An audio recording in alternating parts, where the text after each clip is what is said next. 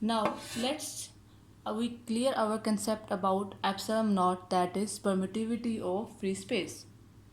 This gives us information about how much lines are being stopped. Which lines? आप पहले पढ़ चुके हैं हर चार्ज के गिर्द इलेक्ट्रिक फील्ड लाइंस होती हैं. Number of electric field lines, not like a few. There are number of electric field lines between the charges, so how much lines are being stopped? This is the answer which we will obtain from the permittivity code. Here it is permittivity of free space. It means there is nothing between two charges, only space, only vacuum. Then how much lines will be stopped? And the answer will be 8.85 into 10 raised to power minus 12. That is very small amount. It's almost nothing. 0.0000, and it is very small value. It is nothing. It means the force will be maximum. The force which these two charges will exert on each other will be maximum. Let's forget about it. If I place my hand between two charges, okay, let's say this is some person and this is also some person, okay. जब ये आदमी बोलेगा और इसको आवाज़ सुनाई दे रही है, अगर मैं बीच में दीवार रख दूँगी तो क्या इसको वैसे ही आवाज़ सुनाई देगी? नो, इसको जो आवाज़ सुनाई देगी वो क्या हो जाएगी? कम हो जाएगी. इट मीन्स कि इसने मैक्सिमम साउंड को इस मीडियम ने अपने अंदर क्या कर लिया? रोक लिया. That is called permittivity.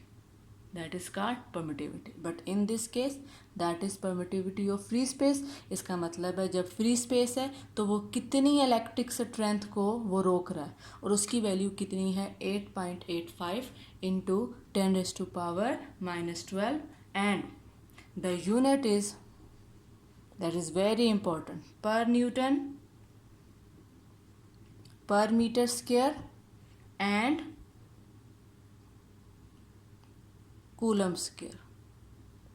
Per Newton, per meter square and coulomb square. कैसे आया ये unit? We will see later. Now we know the epsilon naught, and we know that K is equal to 1 by 4 pi epsilon naught. If we put the values, we will obtain the value of K, that would be 9 into 10 raised to power 9, and unit will be Newton meter square per coulomb square. Newton meter square per coulomb square. These 2 points are very, very, very, very important for MCQs. Mostly what examiners do, they will change the unit. Numerical value mostly बच्चों को याद होती है. किस में वो confuse हो जाएंगे? वो इन यूनिट्स में क्या हो जाएंगे? कंफ्यूज हो जाएंगे. तो फिर जब वो कंफ्यूज हो जाएंगे तो वो अपने MCQ को क्या कर देंगे? गलत. अब हम देखते हैं कि हमें ये वाले यूनिट्स मिले कैसे हैं. ये आपके कोर्स का हिस्सा नहीं है, यहाँ तक अभी तक आपने पढ़ा है. ये यूनिट्स आए कैसे हैं, दैट इज़ रफ वर्क. ये मैं आपको बता रही हूँ, लेकिन ये आपके लेक्चर का हिस्सा नहीं है. जस्ट आपको पता होना चाहिए कि यूनिट्स आए कैसे. You know that F is equal to K Q1 Q2 by R square. मैंने आपसे पूछा K के यूनिट्स क्या हैं. फर्स्ट ईयर में आप बार बार पढ़ चुके हैं. जिस चीज़ के यूनिट्स आपने निकालने होते हैं उसकी इक्वेशन को आप क्या कर लेते हैं? सेपरेट. K के यूनिट निकालें, K को आपने सेपरेट कर लिया, R स्क्वायर वहाँ जाकर क्या हो जाएगा? मल्टीप्लाई. Q1 Q2 नीचे जाकर क्या हो जाएंगे? डिवाइड. और जब इसके यूनिट लिखेंगे, फोर्स का यूनिट न्यूटन, R का यूनिट मीटर, R स्क्वायर है तो मीटर स्क्वायर, C का unit coulomb, coulomb into coulomb, coulomb square. इसका मतलब है कि आपका K का यूनिट क्या बन गया? न्यूटन मीटर स्क्वायर पर कूलम स्क्वायर। के का यूनिट क्या बन गया आपका? न्यूटन मीटर स्क्वायर पर कूलम स्क्वायर। अगर आपको ये ज़बानी याद नहीं भी है, अगर आपको इक्वेशन याद है, आपको यहाँ से क्या निकाल सकते हैं? यूनिट। दूसरा यूनिट किसका था? एप्सिलॉन नॉट का। अब हमें पता है k is equal to what? 1/4 pi epsilon naught. They both are inversely proportional. They both are inversely proportional, तो इट मीन्स इनके यूनिट्स भी क्या होंगे? इनवर्स। तो अगर k का यूनिट है न्यूटन मीटर स्क्वायर पर कूलम स्क्वायर, तो अगर आप इसका इन्वर्स करोगे तो वो क्या बन जाएगा? पर न्यूटन पर मीटर स्क्वायर और कूलम स्क्वायर। तो ये आपका फिर यूनिट किसका हो गया? एप्सिलॉन नॉट का। अगर आप इस तरह से इन यूनिट्स को याद रखेंगे तो आपको जहन में बिठाना कंपैरेटिवली क्या हो जाएगा? आसान हो जाएगा और आप उसको इजी से मेमोराइज कर सकते हैं। अभी तक हम लोगों ने कूलम्स लॉ में जो चीज़ें पढ़ी हैं वो 3 हैं। 1 इंट्रोडक्शन, 2 हमने पढ़ा स्टेटमेंट, एंड 3 हमने क्या देखा कि उसकी मैथमेटिकल फॉर्म क्या है, और उसके अंदर हमने एक के यूनिट्स को देखा और एप्सिलॉन नॉट के यूनिट्स को देखा, और थोड़ा सा हमने कंसेप्ट देखा एप्सिलॉन नॉट का। नेक्स्ट आपका जो टॉपिक है या जो आपकी जो हेडिंग है next, that is dependence of के was Coulomb's constant.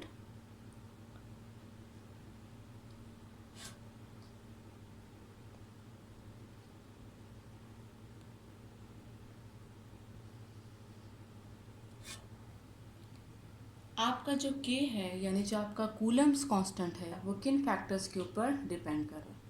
अब ये पेपर में आपका शॉर्ट क्वेश्चन में भी आ सकता है कि बताएं कूलम कांस्टेंट किन फैक्टर्स के ऊपर डिपेंड करता है। तो वो डिपेंड कर रहा है number 1 medium between the charges. Charge के बीच में मीडियम क्या है? फ्री स्पेस है, मेटल है, वुड है, etcetera. Number 2 system of units. दूसरा वो किसके ऊपर डिपेंड कर रहा है कि आप यूनिट्स कौन से चूज़ कर रहे हैं। आपके पैरामीटर्स फोर्स का यूनिट न्यूटन भी है, डाइन्स भी है, मीटर का यूनिट डिस्टेंस का यूनिट मीटर भी है, सेंटीमीटर्स भी है। तो आप जो यूनिट्स यूज़ कर रहे हैं उसके अकॉर्डिंग आपका आंसर भी क्या हो सकता है? चेंज हो सकता है।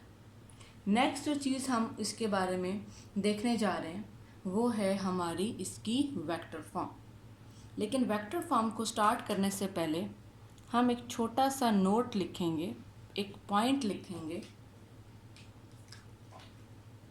The electric force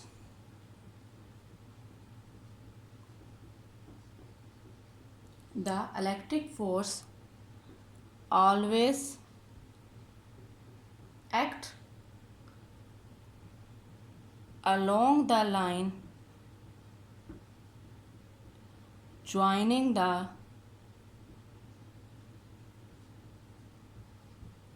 charges. Force हमेशा उसी लाइन पर एक्ट करेगी जो लाइन आपके ज्वाइन कर रहे हैं दो चार्जेस को। जो लाइन आपने लिखी है, फॉर एग्जांपल इसको मैं अगर एक्सप्लेन करूँ थोड़ा सा,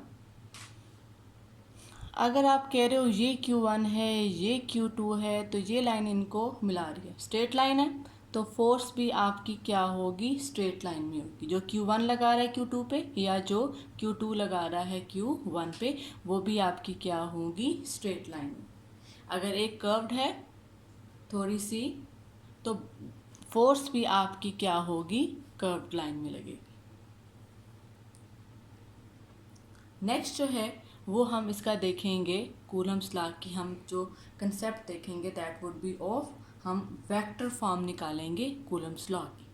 पहले हमने इसकी मैग्नीट्यूड बताया था, के पे डिपेंड कर रहा है, Q1 पे, Q2 पे और R के ऊपर। अब हम देखेंगे इसकी वेक्टर फॉर्म, और ये वेक्टर फॉर्म पेपर में शॉर्ट क्वेश्चन में भी आती है। तो शॉर्ट क्वेश्चंस हम सेपरेट लिखेंगे लेकिन जो आपका लॉन्ग टॉपिक है उसमें जो नेक्स्ट जो आपका हेडिंग होगी वो होगी वेक्टर फॉर्म।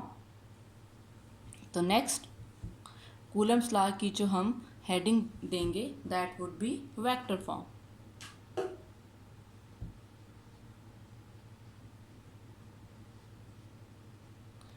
वेक्टर फॉर्म क्या है?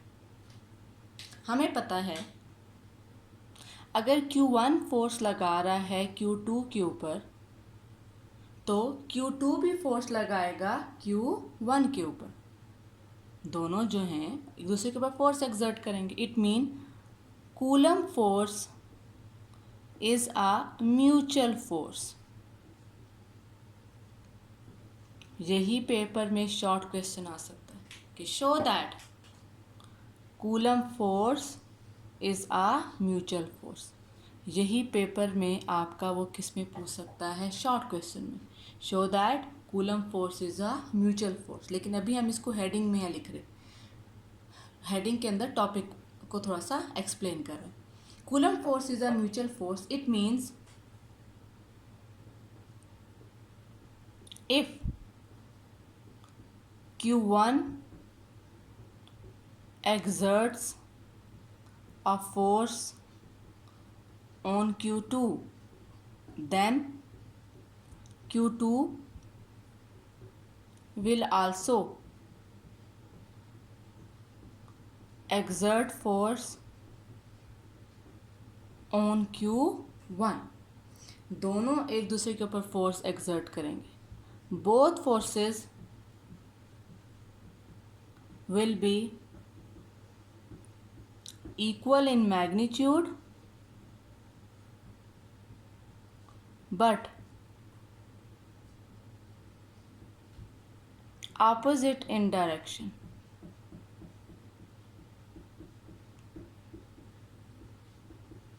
Opposite in direction. इसको हम क्या नाम देते हैं कि ये आपकी कौन सी फोर्स है? म्यूचुअल फोर्स है। अब इसी को हम डायग्राम के बना के थोड़ा सा क्या करते हैं? एक्सप्लेन करते हैं।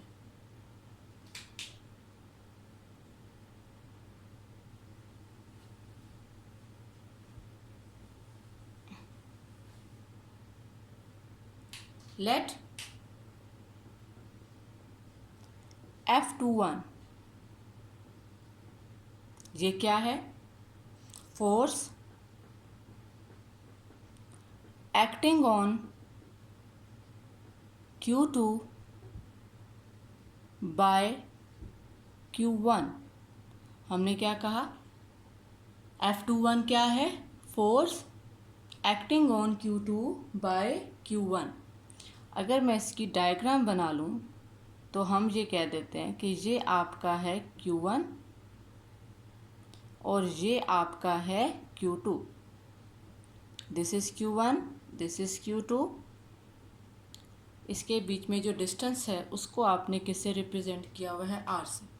तो एक आपकी फोर्स है F21 और एक आपकी फोर्स होगी F12। ये आपकी वो फोर्स है जो किस पे लग रही है? Q2 पे।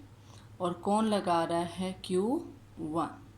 तो इस फोर्स को हमने क्या नाम दे दिया? F21। और इसकी डायरेक्शन को शो करने के लिए जो हमने यूनिट वेक्टर यूज़ किया उसको हमने क्या नाम दे दिया? R21। सिमिलरली ये तो F21 है। सिमिलरली आपके पास एक और फोर्स भी होगी जो कि Q1 के ऊपर लग रही है और कौन लगा रहा है? Q2। उस फोर्स को हम क्या नाम दे देते हैं? 12। This is your Q1 and this is your Q2। तो ये आपकी वो फोर्स है जो कि किसके ऊपर लग रही है? Q1 के ऊपर। और लगा कौन रहा है? Q2। और इसका जो यूनिट वेक्टर है उसको भी हमने किससे रिप्रेजेंट कर दिया? R12 से। ये इसी डायग्राम को देखते हुए अगर मैं दोनों की इक्वेशंस लिख दूँ bye Coulomb's law,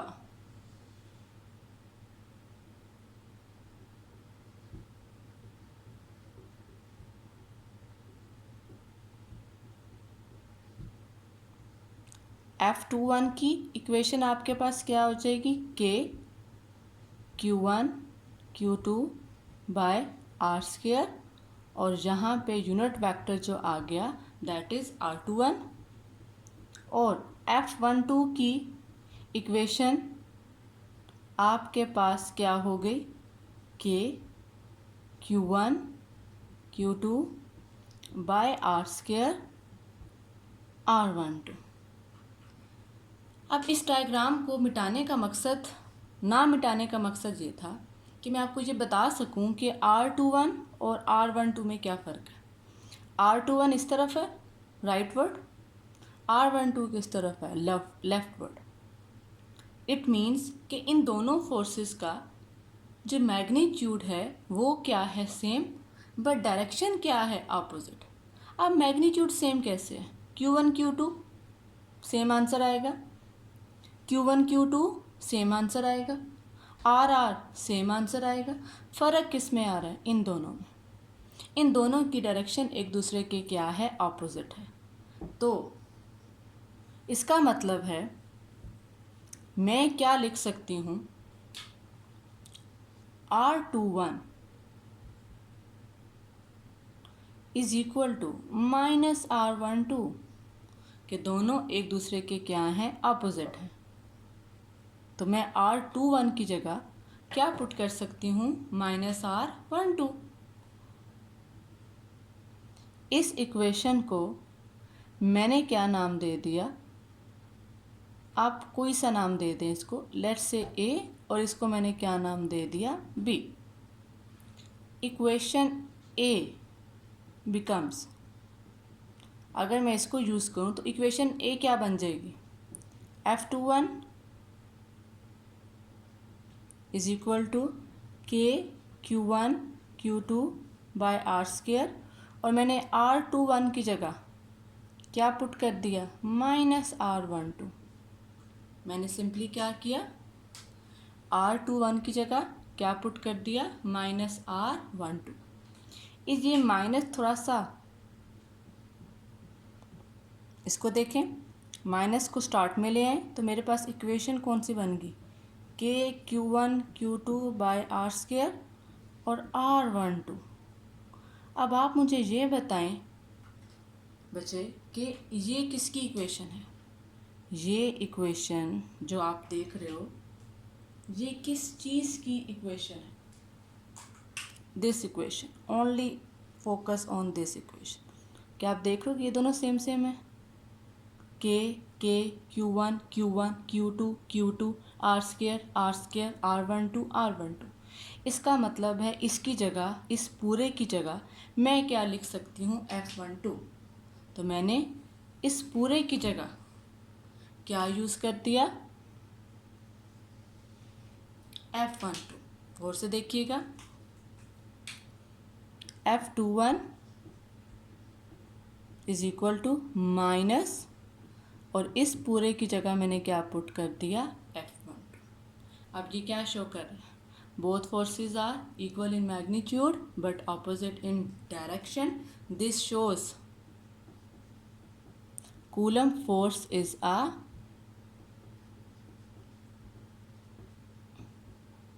Coulomb force is a mutual force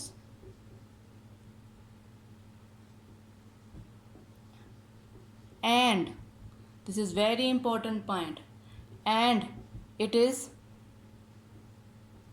consistent with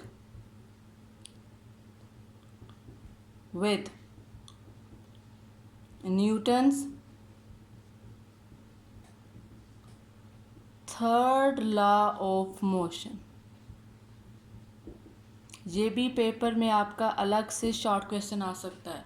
आप ये बताएं कूलम फोर्स कैसे न्यूटन थर्ड लॉ के साथ कंसिस्टेंट है, ओके। तो ये आपका अलग से एक पेपर में शॉर्ट क्वेश्चन आ सकता है, इसको आपने जहन में रखना है। It is consistent with Newton third law of motion. तो अगर ये पेपर में शॉर्ट क्वेश्चन आएगा तो आप ये सारा जो आपने वेक्टर फॉर्म वाली हेडिंग में जो सारा लिखा है वो आप सारे के सारा इसके अंदर लिखेंगे। होप सो आपको यहाँ तक जो पॉइंट है वो क्लियर हो चुका होगा।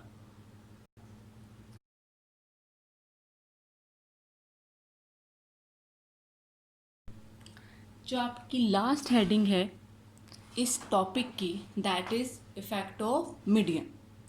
इसके बारे में हम पहले भी देख चुके हैं। मैंने आपको बताया है कि अगर आप दो चार्जेस के बीच में कोई मटेरियल रख देंगे तो ऑब्वियसली जो फोर्स की स्ट्रेंथ है या जो इलेक्ट्रिक फील्ड की स्ट्रेंथ है वो कंपैरेटिवली क्या हो जाएगी, कम हो जाएगी। तो इसी को हम देखते हैं। व्हेन अ डाइइलेक्ट्रिक मीडियम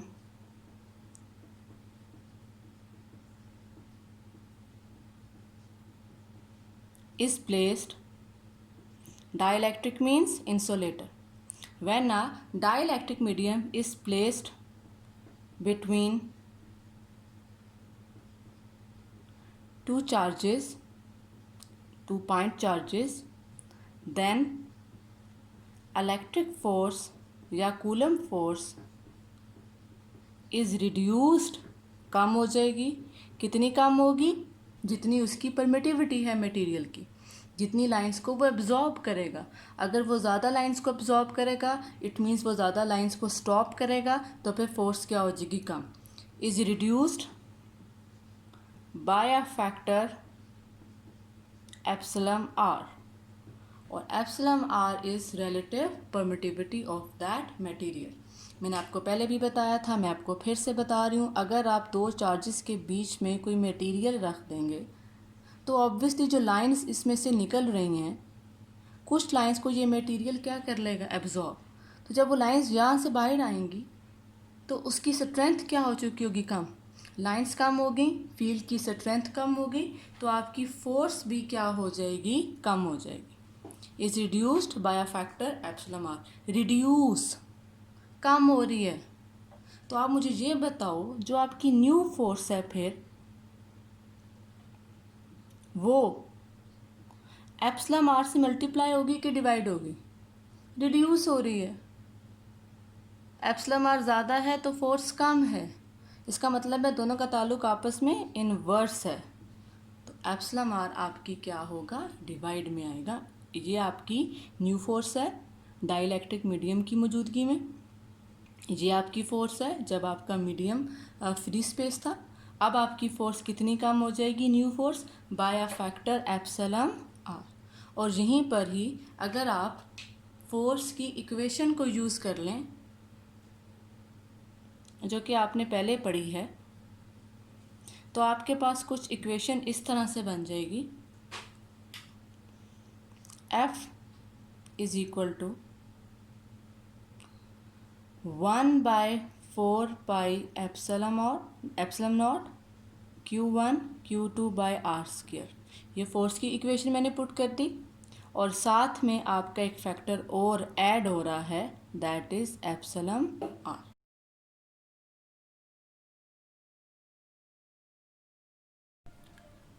हम लोग ये चीज़ देख चुके हैं पहले कि अगर हमारा दो चार्जेस के बीच में अगर हमारा मीडियम फ्री स्पेस है तो फिर हमारे पास जो फोर्स की इक्वेशन है वो कुछ इस तरह से है, Q1 Q2 by are square. अगर हम इन दोनों इक्वेशन में देखें तो डिफरेंस सिर्फ एक चीज़ का है, और वो चीज़ क्या है, epsilon are. 1/4 pi epsilon naught, 1/4 pi epsilon naught, Q1 Q2 by are square, Q1 Q2 by are square. बाकी जो पैरामीटर है वो आपका एग्जैक्ट क्या है, सेम। तो हम क्या कर सकते हैं, हम इस पूरे की जगह क्या पुट कर सकते हैं, F। इस पूरे की जगह हम क्या पुट कर सकते हैं, F। तो हमारे पास जो इक्वेशन है F डैश की वो क्या बन जाएगी, इस सारे की जगह F divided by epsilon are. अब ये इक्वेशन हमें क्या चीज़ सिग्निफाई कर रही है, या ये हमें इक्वेशन किसके बारे में बता रही है कि जब भी हम दो चार्जेस के बीच में कोई मीडियम रखेंगे जिसकी permittivity, relative permittivity epsilon are है, तो जो आपकी फोर्स है वो रिड्यूस हो जाएगी bye a factor epsilon are. अगर मैं इसी चीज़ को एप्सिलम आर को सेपरेट करना चाहूँ तो मेरे पास इक्वेशन क्या बन जाएगी, F बाय एफ डैश। इसी की बेस पे आपका पेपर में एक इंतहाई इम्पोर्टेंट शॉर्ट क्वेश्चन आता है, और वो शॉर्ट क्वेश्चन ये है, डिफाइन रिलेटिव परमिटिविटी या रिलेटिव परमिटिविटी का दूसरा नाम क्या है? Dielectric constant. तो आपका जो नेक्स्ट शॉर्ट क्वेश्चन पेपर में आ सकता है वो क्या है? Dielectric constant. अब डाई इलेक्ट्रिक कांस्टेंट क्या, इसको अगर हम डिफाइन करना चाहें तो इक्वेशन आपके सामने है। It is the ratio of force, it is the ratio of force when medium between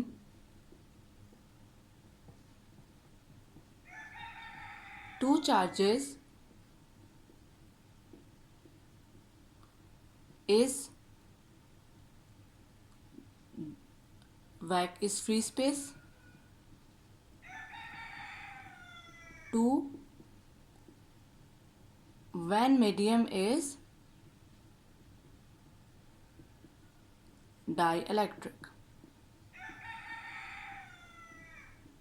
अब अगर मैं आपसे एक MCQ पूछ लूँ, what is unit of relative permittivity या डाइलेक्ट्रिक कांस्टेंट? अब आपको इक्वेशन से खुद ही आइडिया हो रहा है कि ये सेम क्वांटिटीज की रेशियो है, तो it means it has no units, इसके कोई यूनिट नहीं है। अब बच्चे मिस्टेक किस में करते हैं? बाज़ औक़ात को आपसे पेपर में पूछते हैं यूनिट ऑफ रिलेटिव परमिटिविटी, बच्चे किसका लिख कर आ जाते हैं? Permittivity of free space. इसी तरह से आप लोग बच्चे इन दोनों चीज़ों को आपस में कंफ्यूज कर देते हैं, जिसकी वजह से आपका MCQ क्या हो जाता है? रॉन्ग। यहाँ पर आपका जो टॉपिक है ये आपका एंड होता है। यहाँ पर आपका जो ये टॉपिक है वो एंड होता है। अगर मैं इस टॉपिक को थोड़ा सा समराइज़ कर दूँ आपको, हमने इस टॉपिक में इंट्रोडक्शन को देखा, हमने कूलम्स लॉ की स्टेटमेंट को देखा, हमने कूलम्स लॉ की मैथमेटिकल फॉर्म को देखा, हमने उसकी वेक्टर फॉर्म को देखा, और वहाँ पर हमने 2 शॉर्ट क्वेश्चंस उसको हमने साबित किया। शॉर्ट क्वेश्चंस क्या थे कि कूलम फोर्स एक म्यूचुअल फोर्स है, या क्या की जो कूलम्स लॉ है वो कंसिस्टेंट है with Newton third law of motion. तो हमने इन 2 शॉर्ट क्वेश्चंस को देखा, और लास्ट में हमने क्या देखा? Effect of medium. अब हम 1-2 जो हैं वो कुछ शॉर्ट क्वेश्चंस को देखेंगे कि जो कि पेपर में आपके आते हैं, तो वो अभी आप उसको सॉल्व करें और उसको कमेंट में आंसर करें। Kindly answers those questions in the comment section।